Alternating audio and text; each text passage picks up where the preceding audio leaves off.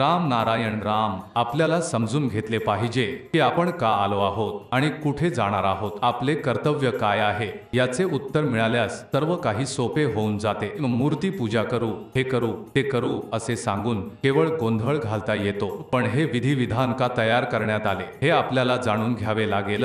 एकता प्रस्थापित करण्याचा प्रयत्न करण्यात आला. सर्वांनी एकत्र जेवावे यासाठी प्रयत्न झाले. उद्योगाच्या क्षेत्रात प्रगती साधण्याचा प्रयत्न करण्यात आला. फुले आणि फळांची ओळख करून देण्याचा प्रयत्न झाला. त्या काळात लोकांना अनेक फळांची ओळख नव्हती. संपूर्ण देश जंगलांनी व्यापलेला होता. झाडांवर फळे भरपूर लागलेली असायची. एकदा आजोबांनी एक फळ खाल्ले आणि त्यानंतर त्यांचे निधन झाले. पण त्यांनी आपल्या मुलाला त्याबद्दल सांगितले नाही. त्यामुळे मुलगा विचार करत राहिला की वडिलांचे निधन कोणत्या झाडाच्या फळामुळे झाले. त्यामुळे कोणीही कोणतेही फळ खाण्याचे धाडस करीत नव्हते. त्या काळात एवढे ग्रंथ नव्हते, एवढ्या प्रार्थनाही नव्हत्या. ज्ञानी लोकांनी माणसाच्या भीतीचा आधार घेत त्याला नियम शिकवण्याचा प्रयत्न केला. याच भीतीमुळे मोठ्या मोठ्या मूर्ती निर्माण झाल्या. लोकांना सांगितले गेले की ज्या गोष्टी तुम्हाला भयभीत करतात त्या या देवताच आहेत, त्या तुम्हाला घाबरवतात. त्यामुळे त्यांना संतुष्ट ठेवणे